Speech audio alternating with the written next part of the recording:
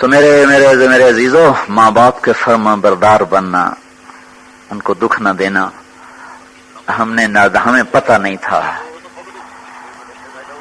جب پتہ چلا تو وہ مر گئے، چلے گئے، اب میں ان کو واپس نہیں لا سکتا ہوں۔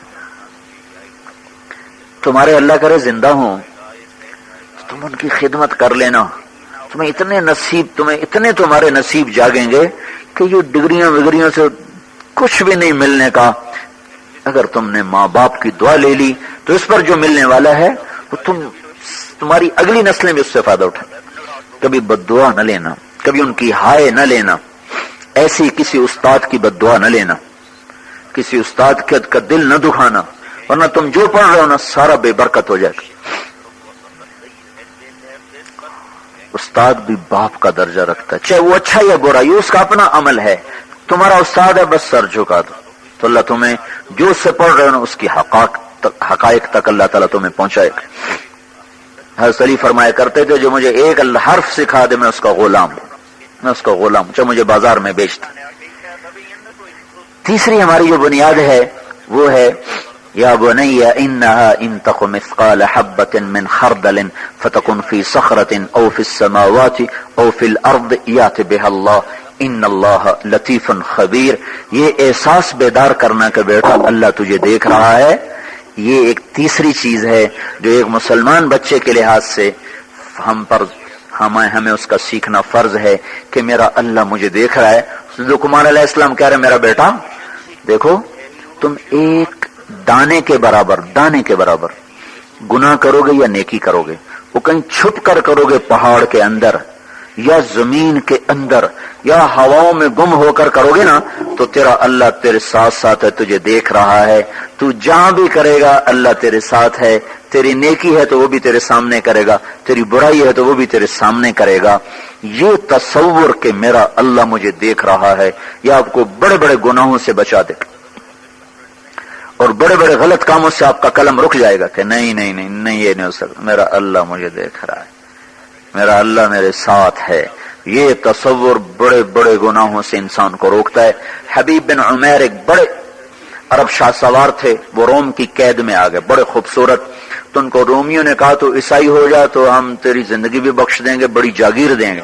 وہ کہنے لگے یہ نہیں ہو سکتا، تو انہوں نے کیا کیا، ایک ان کو کمرے میں نا ایک گھر میں ان کو بند کر دیا اور ایک رومن خوبصورت لڑکی کو اس کے ساتھ چھوڑ دیا، اور اس کا شراب بھی رکھ دی، کھانا بھی رکھ دیا، اور اس لڑکی سے کہا کہ اس کو برائی پہ تم نے آمادہ کرنا ہے، جس وقت اس نے منہ کالا کر لیا پھر یہ شراب بھی پیے گا اور پھر یہ ہمارا غلام بھی بنے گا۔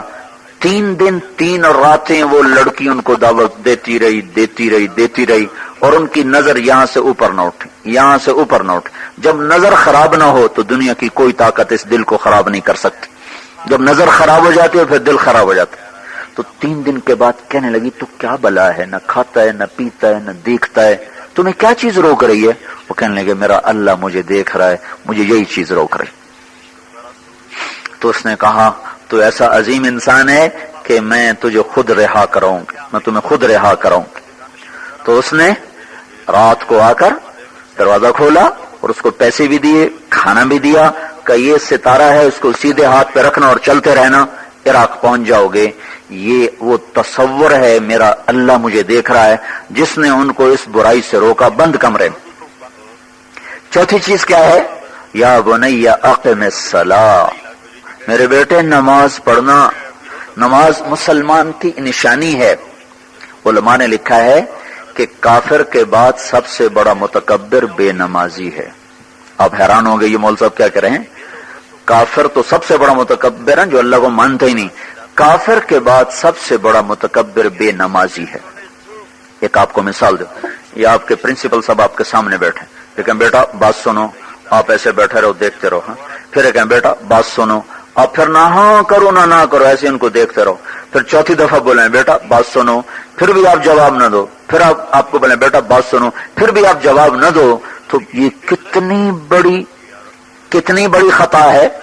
اور استاد کا کیا تاثر بنے گا، کتنا بڑا متکبر بچہ ہے کہ میں استادوں کے بلا رہا ہوں میری بات ہی نہیں سن رہا۔ یہ بات سمجھ میں آ رہی ہے؟ ذرا اس کو اسیس کرو کہ استاد آپ کو کہہ رہا ہو بیٹا ادھر آئیے اور آپ کہیں ہاں اور نہ بس ایسے بیٹھے رہو. تو جب اللہ کہتا ہے حی علی الصلاۃ، بچوں آ جاؤ نماز کے لیے، اور تم کو جو مجھے فرصت نہیں ہے، میرا پیپر ہو رہا ہے، میرا کام زیادہ ہے، تو اللہ کی آواز پر نہ اٹھنے والا یہ دنیا کا سب سے بڑا متکبر ہے کافر کے بعد. اور ایک اور بات اللہ کے نبی نے فرمائی، الجفا کل الجفا، ظالم ہے بہت بڑا ظالم. کون یا رسول اللہ؟ کا جو اذان سنے اور نماز کو نہ جائے. تو ہماری میرے بچوں پہچان ہے نماز. ایک اور آپ کو اپنی زندگی کا واقعہ سنو. مجھے نا پڑھنے کا اتنا شوق نہیں تھا، باپ کے دھکے سے پڑھ رہا تھا. ذہن میں یہ تھا زمین تو ہے، نہ بھی پڑھے تو روٹی تو ملے گی. تو ہمارا پیپر تھا بایولوجی کا، نہ زولوجی کا پیپر تھا. اب میں نے تو پڑھا، پیپر ہو گیا تھا. اللہ نے حافظہ مجھے اچھا دیا تھا، میں تھوڑا سا پڑھتا تھا مجھے یاد ہو جاتا تھا، تو میں کہیں فیل نہیں ہوا. تو وہ آ گیا پریکٹیکل. اب پریکٹیکل کا مجھے پتہ ہی کخ نہیں ہے. تو جمعے کا دن تھا، میں ویسے نماز کو نہیں پڑھتا تھا. اس دن میں بڑے اہتمام سے نماز پڑھنے کے لیے گیا. پھر میں نے کہا یا اللہ 5 بجے میرا ہونا ہے پریکٹیکل، جو کچھ آنا ہے نا مجھے خواب میں دکھا دے، تیری بڑی مہربانی. میں نے پڑھا کوئی نہیں. میں نے بڑے رو کے دعا مانگی. جمعے کا دن ویسے قبولیت کا ہوتا ہے. جمعے کی نماز پڑھ کے آیا اور میں نے وہ کتاب رکھی اپنے ساتھ اور سو گیا. ہاں جی، جو میں سویا تو میں نے خواب میں دیکھا کہ میں لیبارٹری میں بیٹھا ہوں اور ہمارے سامنے خرگوش رکھے جا رہے ہیں. اس کے بعد ایگزامینر آیا اور اس نے 4 سوال لکھا ہے. ایک سوال تو مجھے آج بھی یاد ہے کہ اس کی ڈسیکشن کرو اور اس کا ڈائجسٹو سسٹم وہ ظاہر کرو. اگلے 3 سوال مجھے یاد نہیں، وہ اس نے لکھا ہے. ایک دم میری آنکھ کھلی، میں نے ایک دم کتاب اٹھائی، 4 سوالوں کو دیکھا اور جا کر بیٹھا. جو ہی میں داخل ہوا نا تو ہمارے سامنے خرگوش آنے شروع ہو گئے. میں نے کہا لے بھائی پہلی بات سچی ہو گئی، خواب کا پہلا حصہ سچا ہو گیا. پھر اس کے بعد وہ میرے الٹے ہاتھ سے میرے خواب میں ایگزامینر اندر داخل ہوئے تھے خواب میں، اسی طرح الٹے ہاتھ سے وہ اندر آئے اور انہوں نے 4 سوال لکھا ہے، وہی جو میں نے خواب میں دیکھے تھے. اور میں تو پہلی رٹا لگا چکا تھا، ٹھکا سب سے پہلے فارغ ہو کر نکلنے والا میں تھا. نماز ایسی دولت ہے، کبھی نہ پڑھی اور اس دن اپنی ضرورت سے پڑھی، اللہ نے پھر بھی سن لیا. اور اگر مستقل پڑھو گے تو پھر اللہ کیسا خوش ہوگا، ہے کیسا راضی ہوگا. تو نماز کا نہ پڑھنا میرے بچوں یہ سب سے بڑا تکبر ہے اور سب سے بڑا ظلم ہے کہ جس خالق نے مجھے پیدا کیا اس کو بھی سجدہ نہ کرو. 5ویں چیز ہے وَأْمُرْ بِالْمَعْرُوفِ وَانْهَ عَنِ الْمُنْكَرِ، کہ بھلائی کی دعوت دو اور برائی سے روکو. یہ مسلمان بطور مسلمان یہ ہماری پہچان ہے کہ ہم اچھی باتوں کی دعوت دیتے ہیں، بری باتوں سے روکتے ہیں. کیونکہ اب نبی کوئی نہیں آنا نا، اب ہماری ذمہ ہے. ہم اپنے گھر میں بیٹھتے ہیں. میرا بچہ اس اسکول پڑھتا تھا، بڑے سے چھوٹا، تو وہ گھر میں بات ہوتی وہ سنتا. تو اس کا جو تھا نا ساتھ سیٹ پہ بیٹھنے والا، اس کے گھر میں ڈش تھی. اس کو ڈش آیا تھا اور یہ اس وقت یہ کیبل وغیرہ ہوتا نا ڈش. تو یہ روز میرا بچہ گھر میں سنتا کچھ باتیں. تو اس کے دوستی تھی تو اس نے بتایا کہ ہمارے گھر میں ڈش ہے. انہوں نے کہا جو ڈش دیکھتا ہے نا اس میں گندی گندی چیزیں ہوتی ہیں، اس سے اللہ تعالیٰ گناہ دیتے ہیں. آج تم جا کر نا اوپر چھت پہ چڑھ کے نا ڈش توڑ دینا. وہ دونوں کی عمر تھی 5 سال کے، تو 7 سال. تو اگلے دن وہ کہنے لگا، وہ بیٹا میرا کہا کہ آج میرے دوست کی نا بڑی پٹائی ہوئی. میں نے کہا کس نے کی؟ کہا اس کے ابو نے کی. کہ کیوں کی؟ کہا میں نے اس کو کہا تھا اویس تم نے جاتی جا کے نا ڈش توڑ دینی. تو چپ کر کے اوپر گیا اور اینٹ اٹھا کے ساری ڈش توڑ دی. وہ ٹی وی آن کیا تو وہ چلا نہیں، پتا چلا کہ اس نے توڑ دی. باپ نے خوب اس کی پٹائی کی. تو گھر میں سنی ہوئی بات کو بچہ آگے نقل کر رہا ہے اپنی سطح کے مطابق. تو میرے بچوں ایک ہمارا یہ کام ہے کہ ہم مسجد کی دعوت دیں، گانے کی دعوت نہ دیں، سچ کی دعوت دیں، جھوٹ کی دعوت نہ دیں، محبت کی دعوت دیں، نفرت کی دعوت نہ دیں. یہ اس امت کا سبق ہے، زندگی کا سبق ہے. وَأْمُرْ بِالْمَعْرُوفِ وَانْهَ عَنِ الْمُنْكَرِ. 6ٹھی چیز ہے وَاصْبِرْ عَلَى مَا أَصَابَكَ. بچوں یہ زندگی بڑی تلخ ہے. یہاں خوشیاں تلاش کرنا جو ہے نا بے وقوفی ہے. یہاں یہ سمجھو اگر کوئی خوشی مل گئی تو اللہ تیرا شکر ہے. جیسے سفر میں تازہ روٹی اچھی روٹی مل گئی تو جو اللہ شکر ہے. ورنہ ہم تصور لے کر نکلتے ہیں کہ ٹھنڈا سالن ملے گا، ٹھنڈی روٹی ملے گی، ٹھنڈی چائے ملے گی. کہیں کوئی اچھی مل گئی تو یا اللہ تیرا شکر ہے. اس دنیا کا ڈیزائن ایسا ہے کہ اس میں دکھ زیادہ ہیں اور راحتیں کم ہیں اور اس میں غم زیادہ ہیں اور خوشیاں کم ہیں. تو یہاں اس سبق کے بغیر یہ زندگی گزر نہ سکے گی. واصبر علی ما اصابک، بیٹا صبر سیکھنا، بیٹا صبر سیکھنا، کبھی بے صبر نہ ہونا. جب تم صبر سیکھ کے مرو گے نا تو اللہ قیامت کے دن اعلان کرے گا صبر والے آ جاؤ، تو چھوٹی سی جماعت کھڑی ہوگی. اللہ تعالیٰ کہے گا چلے جاؤ جنت میں، تمہارا کوئی حساب کتاب نہیں، یہ بغیر حساب کے جنت میں چلے جائیں گے. ساتویں چیز ہے زندگی میں جو سب سے اہم چیز ہے وہ ہے ولا تصائر خدك للناس ولا تمش في الارض مرحا ان الله لا يحب كل مختال فخور واقصد في مشيك واغضض من صوتك ان انكر الاصوات لصوت الحمير. اس چیپٹر کو، اس مضمون کو اللہ تعالیٰ نے سب سے زیادہ جگہ دی، سب سے آخر میں ذکر کیا ہے. اس سارے کا خلاصہ یہ ہے کہ بیٹا اپنے اخلاق اچھے رکھنا. اس ساری 6 سطروں کا خلاصہ یہ، بیٹا اخلاق اچھے رکھنا.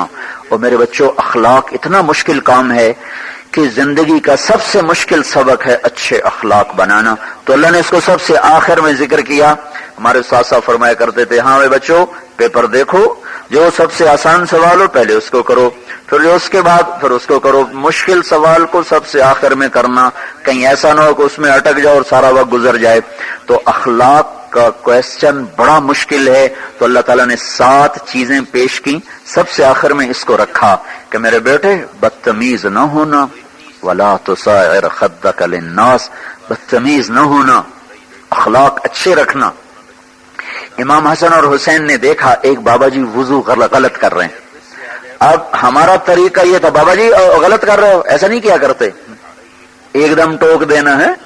تو اب دونوں بچوں نے سوچا کہ بابا جی نے وضو بھی غلط کیا ہے، ان کو بتانا بھی ہے، اور ہم چھوٹے ہیں یہ بڑے ہیں، اب بتائیں گے تو ان کی بےزتی، نہ بتائیں گے تو یہ ہمیشہ ایسا کرتے رہیں گے. تو دونوں آ گئے کہ چاچا ہم دونوں بھائی آپس میں لڑ رہے ہیں، میں کہتا ہوں میرا وضو اچھا ہے، یہ کہتا ہے میرا وضو اچھا ہے، تو ہم دونوں آپ کے سامنے وضو کرتے ہیں، پھر آپ نے ہمیں بتانا ہے کہ ہم میں سے کس کا وضو اچھا ہے. یہ اخلاق ہے میرے بچوں، یہ اخلاق ہے. تو اب دونوں بچوں نے وضو کیا تو بابا سے کہنے لگے بیٹو تم دونوں کا ٹھیک ہے، میرا غلط ہے. تم دونوں کا ٹھیک ہے اور میں تم پہ قربان جاؤں، تم نے جس طرح مجھے سبق دیا ہے میں تم پہ قربان جاؤں. آل رسول ایسے ہی ہوتے ہیں.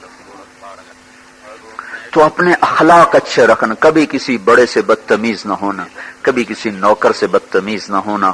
آپ سارے کھاتے پیتے گھروں کے بچوں، کبھی کسی نوکر سے بدتمیز نہ ہونا. اللہ کے نبی نے آخری وصیت کی تھی، آخری وصیت، اور آخری وصیت ہمیشہ بڑی قیمتی ہوتی ہے، الصلاۃ وما ملکت ایمانکم. اس کے بعد آپ نہیں بولے تھے اور اللہ کے پاس چلے گئے تھے میری امت ایک نماز نہ چھوڑنا، ایک نوکروں سے بدتمیزی نہ کرنا. یہ جو لوگ ہوتے ہیں نا، ڈرائیور نے تھوڑی سی گاڑی لگا دی، تیری مانو تیری بہن، اپنے ہاتھ سے لگ جائے کہتے او ہو، جب اپنے ہاتھ سے لگے کہتے او ہو، ڈرائیور سے لگ جائے تیری مانو تیری بہن، اپنے ہاتھ سے جتنی مرضی اٹھا ہو جائے او ہو یار گڈی لگ گئی. اور ڈرائیور سے لگ جائے تو نہ اس کی ماں چھوڑیں گے نہ بہن چھوڑیں گے. تو اس کو میرے نبی نے کہا تھا میری امت نوکروں سے غریبوں سے بدتمیز نہ ہونا، اچھا سلوک کرنا. یہ چیپٹر بڑا مشکل ہے جی. میں نے نمازی بڑے دیکھے، روزے دار بڑے دیکھے، پر گالی نہ نکالنے والا دیکھا ہی کوئی. بڑے حاجی دیکھے، بڑے عمرے والے دیکھے، پر میں نے آج تک نہیں دیکھا جو گالیاں نہ دیتا ہو. اپنی کمیونٹی میں علماء کی خدمت کرو، مدارس کی خدمت کرو، غریبوں کی خدمت کرو، تو اللہ تعالیٰ آپ کو نہال کر دے گا. ٹھیک ہے نا جی؟ چلو نماز کی تیاری کرو.